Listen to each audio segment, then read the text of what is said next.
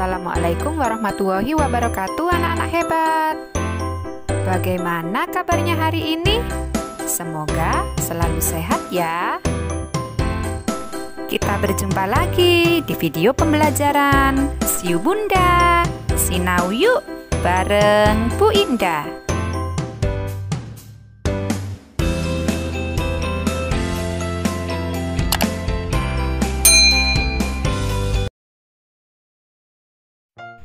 Pasti sudah siap belajar ya anak-anak hebat kelas 2? Yuk disiapkan dulu buku-bukunya dan kita berdoa terlebih dahulu sebelum belajar. Nah, hari ini kita akan belajar menyimak pembacaan puisi dan ungkapan permintaan tolong pada tema 5 subtema 4.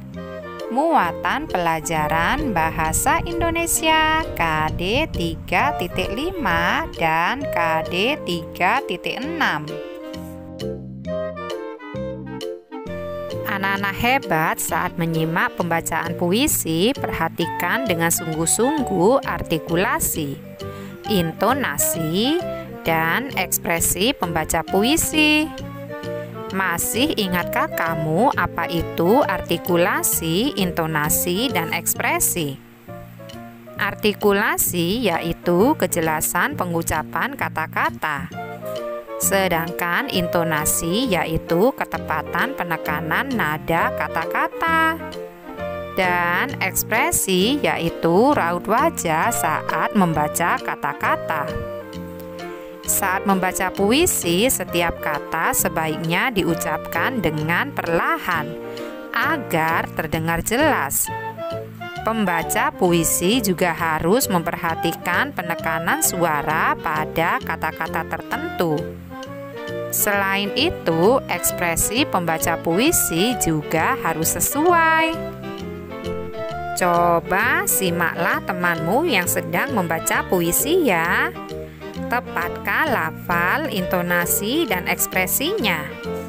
Berikan pendapatmu. Anak-anak hebat, pada pembelajaran sebelumnya kamu sudah belajar bagaimana cara menentukan makna kata. Kamu dapat mencari makna kata yang belum diketahui menggunakan kamus. Selain itu, kamu juga dapat mengetahui makna kata dengan bertanya kepada orang tua atau gurumu. Dengan mengetahui makna kata, kamu akan lebih mengerti isi puisi yang kamu baca.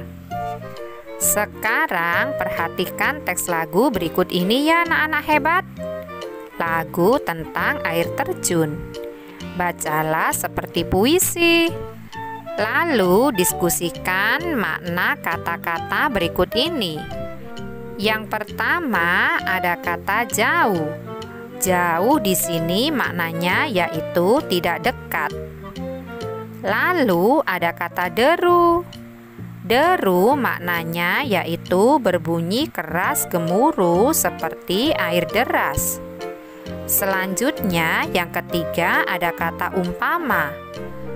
Umpama artinya sama halnya dengan atau bagaikan.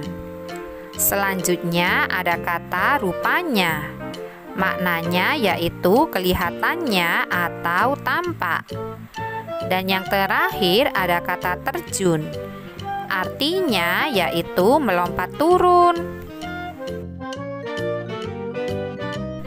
Anak-anak hebat, sebelumnya kamu telah belajar langkah-langkah menulis puisi.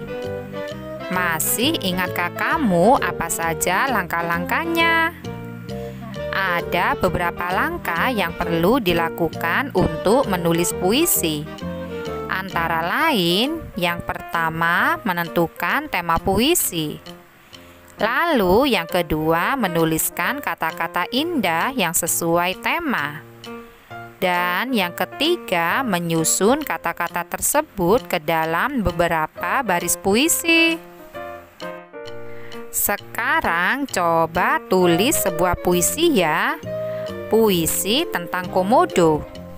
Misalnya di sini judulnya yaitu Komodoku untuk negeri. Komodoku untuk negeri. Melata nan besar wujudmu, berlari kencang tanpa berbelok.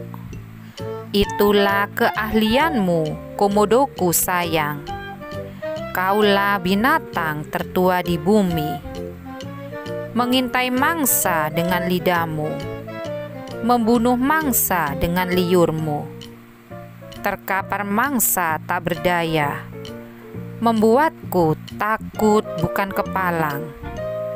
Wahai Komodoku sayang, engkau adalah aset negeri, warisan yang harus dilindungi, dijaga, dan dilestarikan. Anak-anak hebat, jika dalam keadaan sulit, tentu kita memerlukan bantuan atau pertolongan orang lain. Kita dapat melakukannya dengan mengucapkan permintaan tolong. Permintaan tolong harus diucapkan dengan santun dan lembut. Jika meminta tolong dengan santun dan lembut, orang yang dimintai bantuan akan bersedia membantu kita. Sekarang amatilah gambar berikut ini ya anak-anak hebat. Benny tamasya ke Candi Borobudur. Tamasya disebut juga study tour. Benny meminta tolong pengunjung lain. Benny meminta untuk difoto. Berikut adalah percakapan Benny bersama orang yang baru dikenal. Maaf mengganggu, namaku Benny. Bolehkah meminta tolong mengambilkan foto dengan latar Candi Borobudur? Oh ya, namaku Dev. Aku pengunjung Candi Borobudur. Bagaimana kalau bergantian mengambil fotonya? Nah, sebutkan alat untuk memfoto ya anak-anak hebat. Tepat sekali, yaitu kamera. Lalu, bagaimana cara meminta tolong yang baik? Caranya yaitu dengan berbicara santun dan lembut. Kemudian, pada percakapan tersebut, siapa yang meminta tolong ya? Yang meminta tolong adalah Benny. Lalu, mengapa orang mau menolongnya? Karena Benny sudah meminta tolong dengan sopan. Selanjutnya, apa yang terjadi setelah berfoto? Tentunya Benny mengucapkan terima kasih karena sudah ditolong. Anak-anak hebat, gambar tersebut menunjukkan sikap santun, sikap Benny kepada orang lain. Latihlah dirimu menggunakan bahasa yang santun. Bahasa ketika meminta tolong. Anak-anak hebat, ayo kita membuat teks percakapan tentang ungkapan permintaan tolong. Saat mengucapkan permintaan tolong, sebaiknya gunakan kata tolong. Ingat, permintaan tolong harus diucapkan dengan santun dan lembut. Nah, Benny pergi ke Banjarmasin. Benny mengunjungi pamannya. Paman mengajak Benny bakti sosial di Tugu Katulistiwa. Saat bakti sosial di Tugu Katulistiwa bersama pamannya, Benny terpisah dari pamannya. Benny menemui panitia. Benny meminta tolong kepada panitia. Panitia bakti sosial untuk mengumumkannya. Benny menunggu paman di tenda panitia.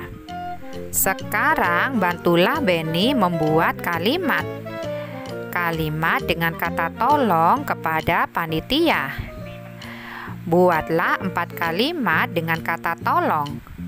Ingat dengan cara yang berbeda ya. Nah, yang pertama, Saya terpisah dengan pamanku. Bisakah Bapak menolongku? lalu yang kedua, Pak, Benny menunggu paman di tenda panitia. Tolong diumumkan ya, Pak. Yang ketiga yaitu Aku tidak menemukan pamanku. Bisakah menolongku, Pak? dan yang terakhir yaitu Permisi, Pak. Tolong saya untuk mencari paman. Sampai jumpa di video pembelajaran Bu Indah selanjutnya ya anak-anak hebat. Semoga bermanfaat. Wassalamualaikum warahmatullahi wabarakatuh.